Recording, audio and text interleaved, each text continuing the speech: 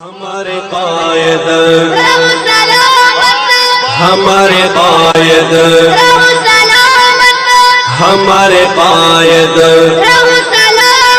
کرے فرشتے تیری کرے فرشتے تیری حفاظت ہمارے قائد رہو سلامت ہمارے قائد رہو سلامت. الحمد لله رب العالمين والصلاة والسلام على سيد الأنبياء والمرسلين وعلى آله وصحبه أجمعين ومن تبعهم بإحسان إلى يوم الدين. أما بعد فأعوذ بالله من الشيطان الرجيم. بسم الله الرحمن الرحيم. إن عدة الشهور عند الله 12 شهرا في كتاب الله يوم خلق السماوات والأرض منها 4 حرم ذلك الدين القيم. وقال النبي صلى الله عليه وسلم الدين النصيحة. صدق الله العظيم وصدق رسوله النبي الكريم ونحن على ذلك لمن الشاهدين والشاكرين والحمد لله رب العالمين. برادران محترم، عزیزان گرامی قدر، میرے معزز و مکرم دینی اسلامی بھائیوں،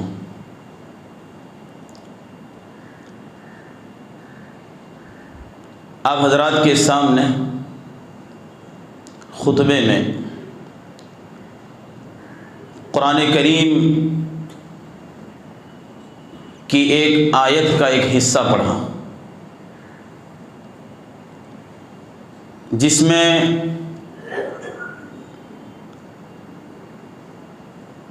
رب ذوالجلال ارشاد فرماتے ہیں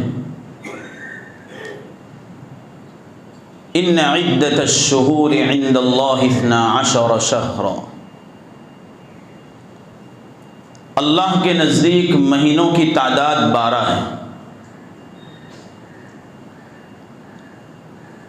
یہ اللہ کی کتاب میں لوح محفوظ میں اسی وقت سے مکتوب اور محفوظ ہے جس وقت سے اللہ نے آسمانوں اور زمینوں کو پیدا کیا ہے.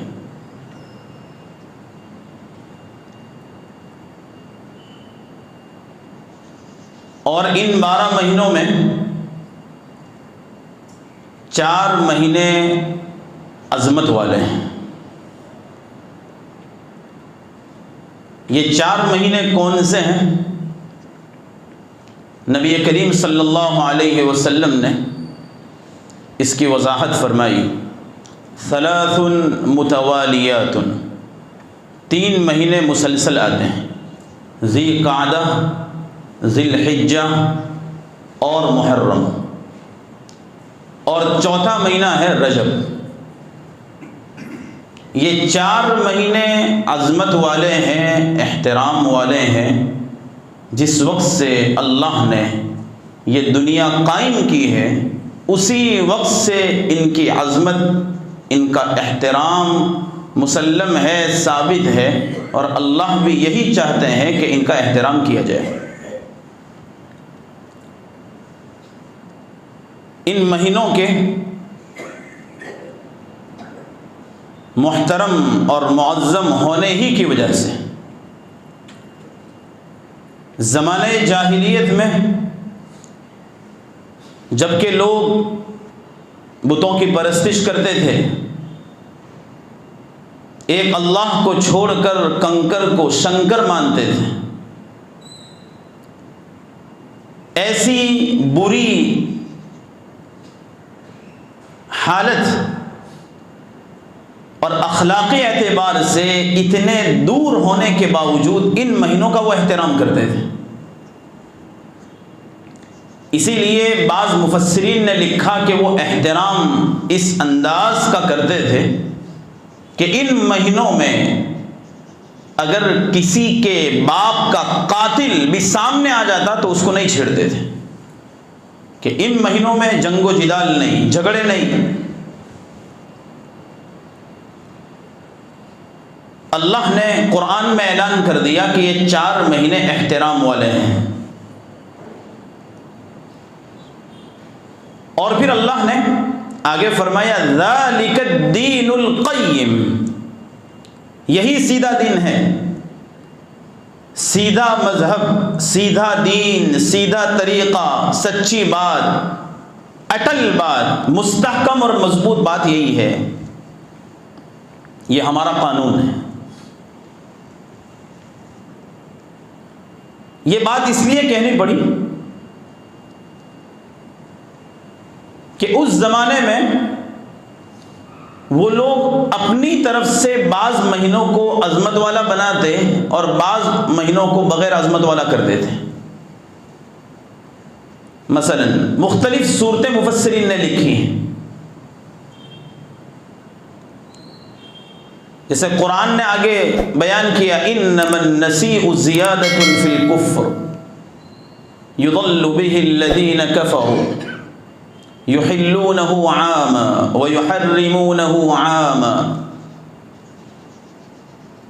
3 مہینے مسلسل عظمت والے، ان میں جنگ نہیں کرنا ہے، جھگڑے نہیں کرنا ہے، ان کا احترام کرنا ہے۔ اب زمانہ جاہلیت والے جنگ و جدال کے عادی، چھوٹی چھوٹی بات پر تلواریں نکل جاتی تھی۔ کسی کا اونٹ غلطی سے دوسرے کے کھیت میں چلا گیا تو سال ہر سال تک خاندانوں میں جھگڑے چلتے۔ اب 3 مہینے مسلسل رکنا ان کے لیے مشکل تھا، تو بعض مرتبہ یہ ایسا کرتے تھے، محرم کا مہینہ آیا، یہ عظمت والا مہینہ ہے کہ اس سال ہم محرم کا احترام نہیں کریں گے، محرم میں جنگ شروع، سفر میں سفر کو احترام والا بنا دیتے ہیں، یا کبھی کہتے کہ محرم آئندہ مہینے رہے گا، اس مہینے سفر رہے گا۔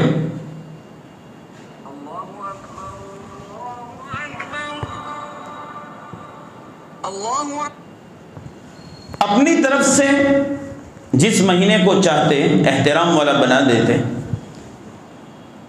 اور جس مہینے کو چاہتے آگے پیچھے کر دیتے۔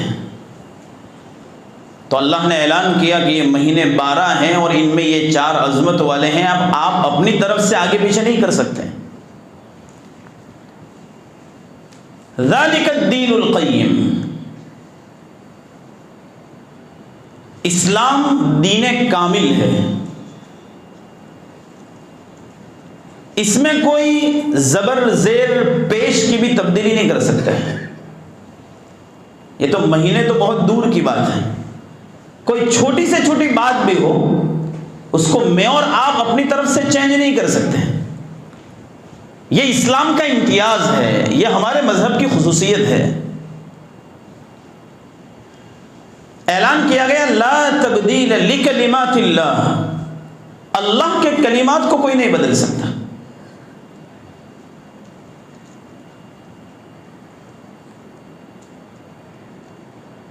آپ عالمی منظر نامے کا مطالعہ کریں اور آئے دن اخبار کی سرخیوں میں اسلام اور مسلمانوں سے متعلق اور عالم اسلام میں جو کچھ چل رہا ہے اس کے متعلق اگر آپ مطالعہ کریں تو خلاصہ یہ نکلے گا کہ پوری دنیا اور دنیا کا جتنا کفر ہے، کفار و مشرکین، یہود بے بہبود، نصارہ ارباب خسارہ، اور اس کے علاوہ جتنے بھی اسلام اور مسلمانوں کے دشمنان ہیں وہ سب ایک پلیٹ فارم پر جمع ہوئے ہیں۔ سب مل کر یہ چاہتے ہیں کہ کسی نہ کسی طرح اسلامی احکام پر حملہ کیا جائے، ان میں کوئی عیب تلاش کیا جائے اور کسی نہ کسی طرح مسلمانوں کو ذلیل و رسوا کیا جائے۔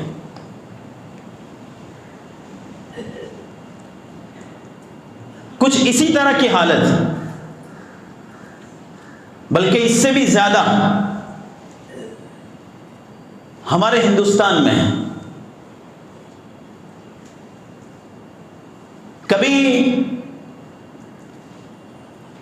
طلاق کے مسئلے کو اٹھایا جا رہا ہے، ٹرپل طلاق،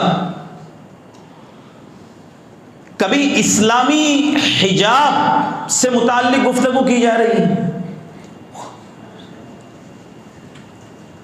کبھی اسلامی لو، قانون، اسلامی احکام سے متعلق ہمیں مشورے دیے جا رہے ہیں۔ ان کی کیا چاہت ہے وہ تو ہمیں نہیں معلوم۔ یوں کہا جا رہا ہے کہ ہر آدمی سیاسی روٹی سینک رہا ہے،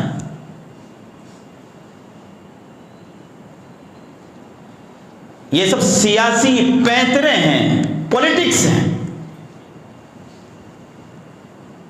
کس وقت کیا کھیل کھیلنا ہے اور کس وقت کیا بحث چھیڑنی ہے، یہ اصحاب سیاست بہت اچھی طرح جانتے ہیں۔ یہ اور بات ہے کہ ہم بھولے بھالے مسلمان ان کے پینتروں کی گہرائی تک نہیں پہنچ پاتے ہیں۔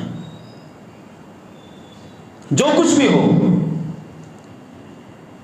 لیکن مجھے اور آپ کو یہ معلوم ہونا چاہیے اور ہمارے دل میں یہ بات ہونی چاہیے کہ اللہ کے کلمات کو کوئی چینج نہیں کر سکتا ہے۔ ملک کا قانون بدل جائے تو قرآن نہیں بدل سکتا۔ گورنمنٹ کوئی ایسا قانون بنا دے کہ جس میں اسلامی احکام کی خلاف ورزی ہو رہی ہو، نبی کریم صلی اللہ علیہ وسلم کی سنتوں کے پرخچے اڑائے جا رہے ہوں، یا کوئی ایسی بات کی جا رہی ہو کہ جس کا کوئی بدل شریعت میں نہیں ہے، تو ایسی بات کو ایک ادنا سا مسلمان بھی تسلیم نہیں کر سکتا۔ سب کچھ بدل سکتا ہے، اللہ کا کلام نہیں بدل سکتا۔ سب کچھ بدل سکتا ہے، نبی کریم صلی اللہ علیہ وسلم کی سنتیں اور آپ کے پاکیزہ طریقے نہیں بدل سکتے۔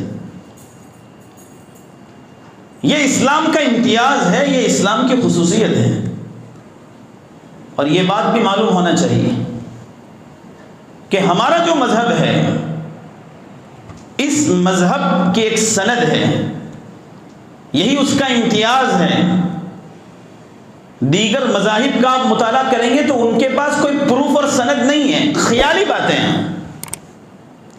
آج آپ توریت کا، انجیل کا کوئی نسخہ لے لیں، کوئی بھی ایڈیشن آپ تورات کا لے لیں، انجیل کا لے لیں، اس کی کسی ایک سطر پر انگلی رکھ کر آپ نہیں کہہ سکتے کہ یہ اللہ کا کلام ہے۔ یہ ہمارا عقیدہ ہے کہ تورات اللہ کی کتاب ہے، انجیل اللہ کی کتاب ہے، زبور اللہ کی کتاب ہے، اور بہت سے صحیفے اللہ تعالیٰ نے انبیاء پر نازل فرمائے۔ آج تورات اور انجیل کا جو ایڈیشن ہمارے سامنے ہے، لوگوں کے ہاتھوں میں ہے، یہود اور نصارہ کے ہاتھوں میں، اس کی کسی ایک انگلی پر، کسی ایک سطر پر آپ انگلی رکھ کر نہیں کہہ سکتے کہ یہ اللہ کی کتاب ہے، اس لیے کہ ہر سال کے ایڈیشن کا آپ مقابلہ کریں گے، کوئی نہ کوئی چینجنگ آپ کو نظر آئے گی۔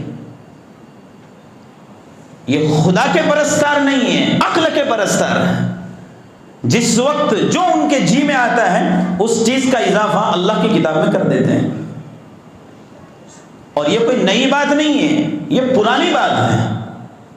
شریعت میں اضافہ کرنا، کمی کرنا، جو چیز چاہے بڑھا دینا، جو چیز چاہے کم کر دینا، جو جی میں آئے اس کو مان لینا، نہ آئے اس کو نہ ماننا، اور اللہ کے حکم پر عمل کرنا مشکل ہو تو اپنی طرف سے ہیلے حوالے تلاش کرنا، یہ یہود کی عادت ہے۔ ایک مسلمان اپنے ایمان میں، اللہ کی کتاب پر ایمان میں، نبی کریم صلی اللہ علیہ وسلم کی رسالت اور آپ کے بتائے ہوئے طریقوں کو ماننے میں بہت اٹل ہوتا ہے. اور اگر کوئی اللہ، اس کے رسول اور اس کی شریعت کے اوپر کوئی انگلی اٹھائے، بدل دینا تو بہت دور کی بات ہے، کوئی انگلی بھی اٹھائے تو ایک مسلمان کے اندر یہ جذبہ ہوتا ہے کہ وہ اپنی جان دینے کے لیے تیار ہو جاتا ہے. ہمارے ملک کے اندر جو UCC کی ہوا چلائی جا رہی ہے، یونیفارم سول کوڈ، ہندوستان کے جو اکابر علماء ہیں اور مسلم پرسنل لا بورڈ کی میز پر اور اس پلیٹ فارم کے اوپر جو بڑے بڑے علماء براجمان ہیں، ان کی جانب سے، مجھ سے، آپ سے اور پوری امت مسلمہ سے یہ ریکویسٹ کی جا رہی کہ UCC ہندوستان میں نافذ کرنا چاہیے یا نہیں کرنا چاہیے. لا کمیشن آف انڈیا نے ہندوستان کے ہر فرد سے رائے طلب کی ہے کہ آپ اپنی رائے پیش کریں کہ یہ مناسب ہے یا غیر مناسب ہے. ہمارے علماء نے آسان کر دیا، ایک میسج تیار کیا، صرف ایک میسج اسکین کر کے ان تک پہنچانا ہے. یہ میری اور آپ کی ذمہ داری ہے، یہ ہمارے علماء کا کہنا ہے کہ ہم میسج پہنچائیں، اپنا نام خریداران یوسف میں درج کرائیں، انگلی کٹا کر شہیدوں میں اپنا نام لکھوا دیں. اپنے ذہن سے، اپنی عقل سے نہ سوچیں کہ اس کا کوئی فائدہ نہیں ہے، اس سے کچھ نہیں ہوتا، یہ سب بیکار کی باتیں ہیں. ہندوستان کا جو کریم ہے، اکابر علماء جن کو اللہ نے عقل دی ہے، وہ ارباب عقل و دانش ہیں، ان کے پاس ذہن ہے، ہم سے زیادہ وہ سوچ سکتے ہیں. ان کی جانب سے درخواست کی جا رہی ہے. معلوم ہوا کہ اس میں کچھ ہے. جن گہرائیوں تک وہ پہنچے ہیں، ہو سکتا ہے ان گہرائیوں تک میں اور آپ نہ پہنچیں. تو اس سلسلے میں ہماری جانب سے ذرہ برابر کوتاہی نہیں ہونی چاہیے. ہمارے گھر کا ہر فرد یہ message law commission of India کے ای میل پر کرے اور یہ کہہ دیں کہ اس سے ہم بالکل موافقت نہیں رکھتے. تو یہ محرم کا جو مہینہ ہے بڑی عظمت والا ہے، اور 4 مہینے عظمت والے بیان کر کے اللہ نے کہا ذالک الدین القیم، یہی سیدھا دین ہے. اسی عظمت والے مہینے میں میں اور آپ ہیں. آج دوسری محرم ہے. اسلام اپنے اندر کمال رکھتا ہے اور اس کا اعلان نبی کریم صلی اللہ علیہ وسلم کی زبانی کروایا گیا عرفہ کے دن، حجۃ الوداع کے موقع پر.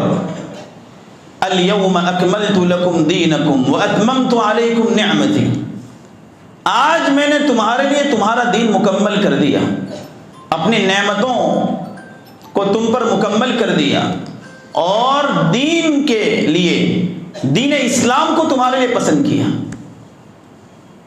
یہی ایک مذہب ہے جس کو آدمی اختیار کر سکتا ہے، اس کا اللہ نے اعلان کیا.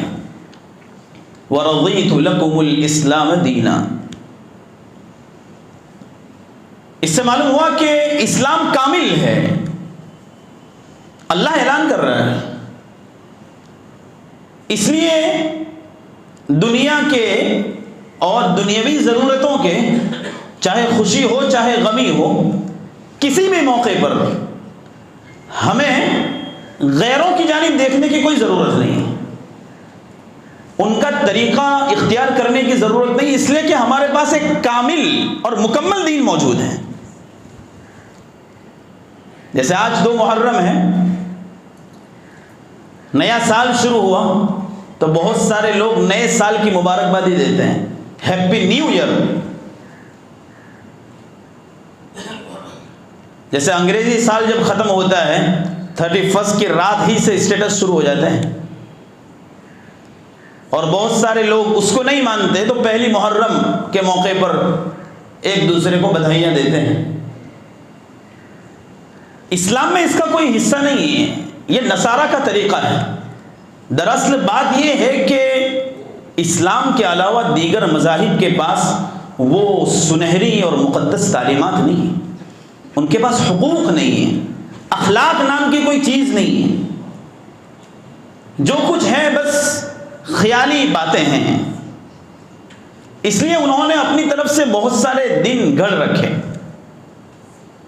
Environment day, red day, yellow day, white day, Valentine day, اور یہ نیو ایئر 31، نہ معلوم کتنے دن ہیں، آپ شمار کریں تو آپ شمار بھی نہیں کر سکتے، اتنے دن ہیں۔ مدرس ڈے، فادرس ڈے، ایک دن متعین کر رکھا ہے جس میں یہ کام کرنا ہے۔ اسلام تو سراپا اخلاق کا نام ہے، اللہ کے سامنے آدمی جھک جائے، اللہ کے احکام کے سامنے جھک جائے۔ یہ فادرز ڈے اور مدرس ڈے ایک دن منانے سے کچھ نہیں ہوتا، اللہ تعالیٰ نے ہمیں مکمل شریعت دی ہے، اور اللہ نے اپنی توحید کا اعلان کرنے کے بعد فوراً کہا کہ والدین کے ساتھ اچھا سلوک کرو۔ وہ تو ہمیشہ اور ہر گھڑی کرنا ہے، ہر لمحہ کرنا ہے، ایک دن منانے سے کچھ نہیں ہوتا۔ تو یہ دین کامل اور مکمل ہے، اس میں کوئی ذرہ برابر کوئی کمی نہیں نکال سکتا، اور جو آدمی اس کو چھوڑ کر کسی دوسرے طریقے کو اختیار کرے گا تو اس کا شمار انہی لوگوں میں ہوگا، انہی لوگوں کے ساتھ اس کا حشر ہوگا۔ یہ محرم کا جو مہینہ ہے یہ بڑی عظمت والا مہینہ، ہمیں اس کا احترام کرنا ہے، اس میں عاشورہ کا روزہ ہمیں رکھنا ہے، 9ویں محرم 10ویں 2 رکھیں، یا 10ویں اور 11ویں کا رکھیں، یا 1 رکھیں، یا تینوں رکھیں، ہر طرح کی گنجائش ہے، کوئی مسئلہ نہیں۔ لیکن اس موقع کے اوپر جو تاریخی واقعہ پیش آیا حضرت حسین رضی اللہ عنہ کی شہادت کا، آدمی اس میں سوگ منائے، اسلام میں اس کا کوئی حصہ نہیں۔ صحابہ نے سوگ نہیں منایا، تابعین اور تبع تابعین اور ہمارے فقہاء اور ہمارے اسلاف نے کبھی سوگ نہیں منایا۔ اس موقع کے اوپر شیعہ کالے کپڑے پہنتے ہیں، اس لیے علماء نے لکھا ہے کہ خاص طور پر محرم کے مہینے میں کالے کپڑے نہ پہنیں، اس لیے کہ یہ روافض اور شیعہ کے ساتھ مشابہت ہے،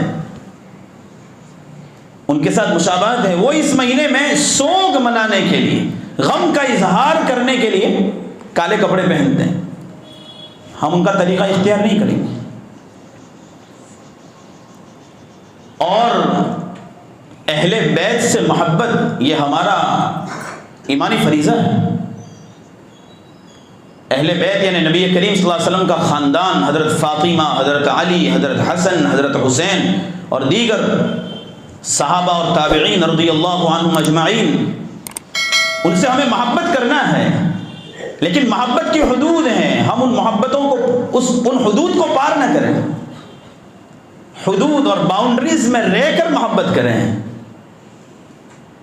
اور جو باتیں منقول ہیں صحیح سند سے وہی باتیں نقل کریں اور وہی باتیں سنیں۔ اس موقع کے اوپر الٹ اور من گھڑت باتیں بیان کی جاتی ہیں، حضرت حسین کی شہادت کے حوالے سے، اور نہ معلوم کیا کیا باتیں نقل کی جاتی ہیں،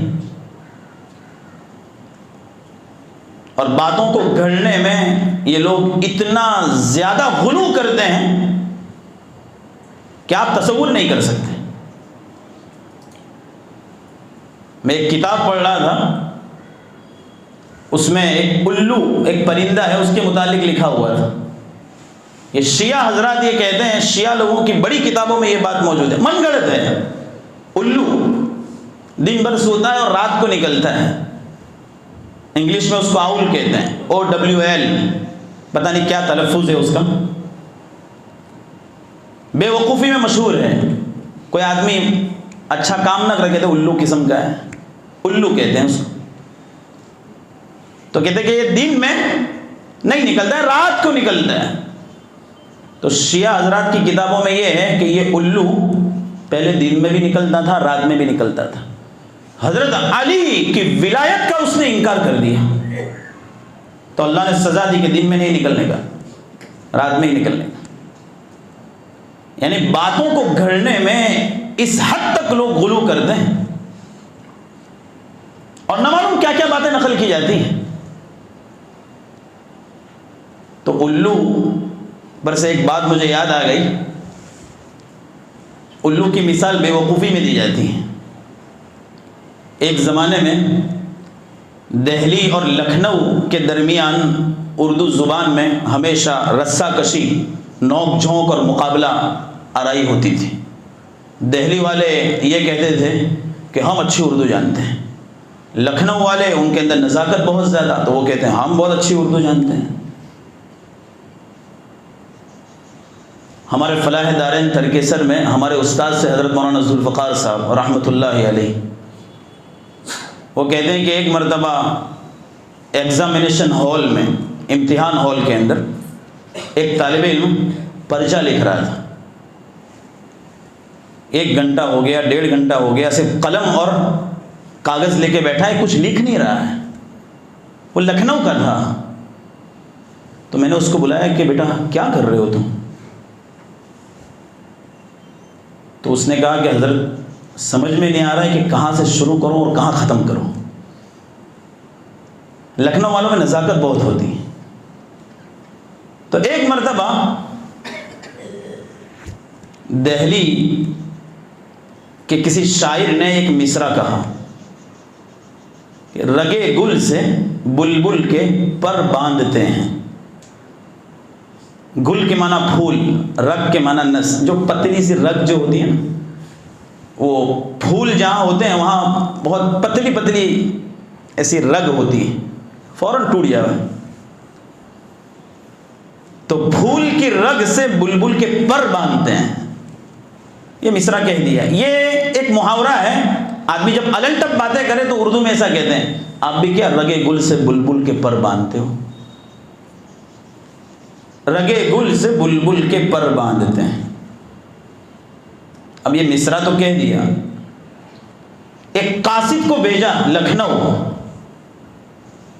اور کہا کہ وہاں جا کر وہاں کے شعراء اور اردو داں حضرات کے سامنے جا کر یہ شعر، یہ مصرع پیش کرو کہ اس کا پہلا مصرع جو بنائے گا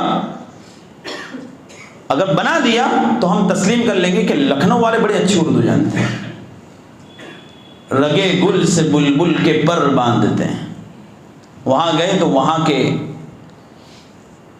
رکشہ میں وہ قاصد سوار ہوا. رکشہ یعنی آٹو نہیں، وہاں کی رکشہ. وہاں کی رکشہ یعنی سائیکل.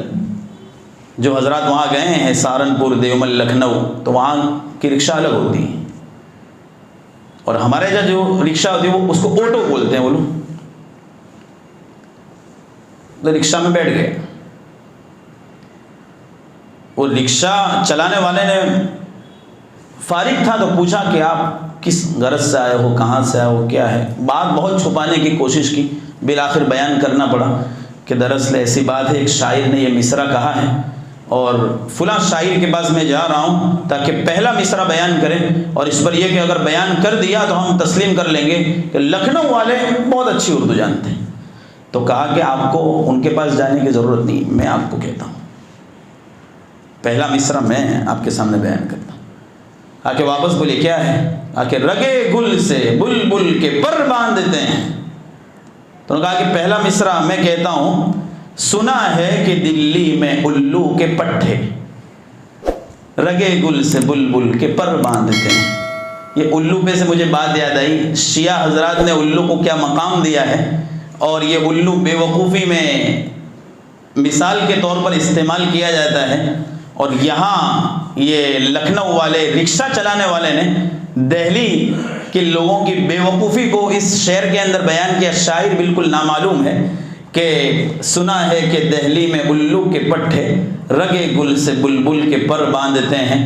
بہرحال بات کا خلاصہ یہ ہے کہ اسلام ایک مکمل مذہب ہے، ہمیں اسے مضبوطی سے تھامنا ہے. اللہ تعالی ہمیں اسی پر زندگی نصیب فرمائے اور اسی پر ہماری موت مقدر فرمائے. آمین. وآخر دعوانا ان الحمد للہ رب العالمین. یہ لوگوں کو ان مقتل سے سراپا خندزن آیا، جو اس انداز سے باندھے ہوئے سر سے کفن آیا، اڑا دو خاک دشمن پر کہ ظالم جان من آیا، مٹا دو داغ باطل پر کہ اب باطل شکن آیا۔